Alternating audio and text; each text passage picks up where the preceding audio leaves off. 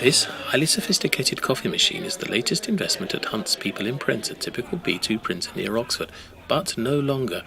The splendid coffee maker is the cornerstone of Hunt's just opened print cafe, offering space for customers to come for training, to pass work or discuss projects.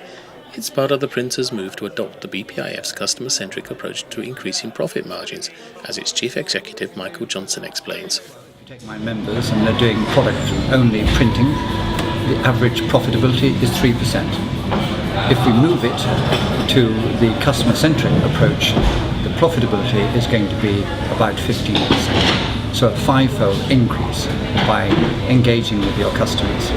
So we've done the old stuff, which is product focused through vision in print, and everyone should have done that by now. Now the BPIF and its new members of .game, which is the new sort of service, should now be able to engage. And we're now ready to roll. We have 11 members. As I said, Timon was the first, and I think this is the way that everyone should be thinking. Now, we did 4 companies last week. 2 of them are totally committed. It's a perfect solution for them. 2 will not. One is in packaging, and one is steadfast printer and will not want to change anyway. So there you are in a little sample. 50% of them are people engaged in the process of being customer-centric. People in Print is one of these.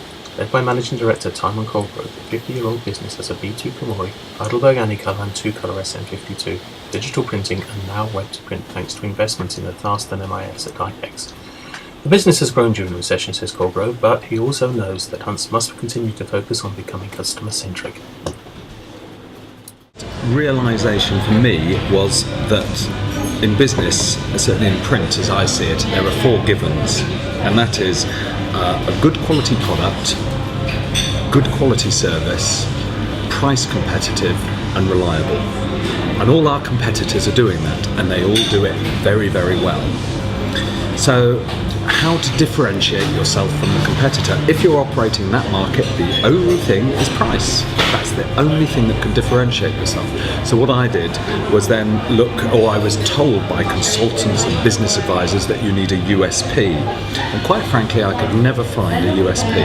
I searched, and yes, we had strong points here and good bits there, but you can never really find a good USP. And I question that now when there are so many good competitors about. So that's why I engaged with Michael Johnson's idea from the Printing Federation of the customer-centric focus, and that really struck a chord with me because I could suddenly see an opportunity to become one of those professional businesses that we see and we stumble across occasionally. I mean, if you've ever been to places like John Lewis, their customer service and their knowledge and their ability to look after you is really top-notch, and we need to try and replicate that, but in printing, which is actually quite unusual. Much more fun and much more rewarding if you try and engage with this customer-centric approach.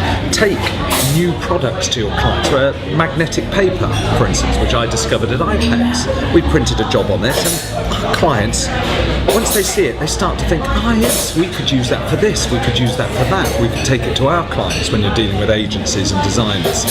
So it's novel is really not the right word. It's ingenuity, it's creative, it's initiatives.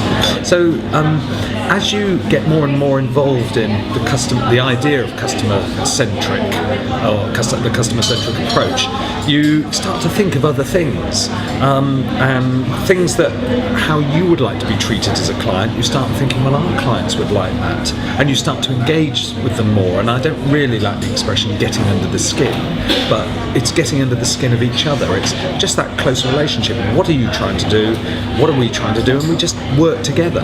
It's those higher level relationships, not just selling a pile of 20,000 brochures. It's offering them mailing, it's offering them storage, it's offering them fulfillment. The creative I've already mentioned. It's offering new products and new services and all sorts of stuff. So there's no end to it, really. And we've only scratched the surface, and it's a long, arduous journey, but it's exciting.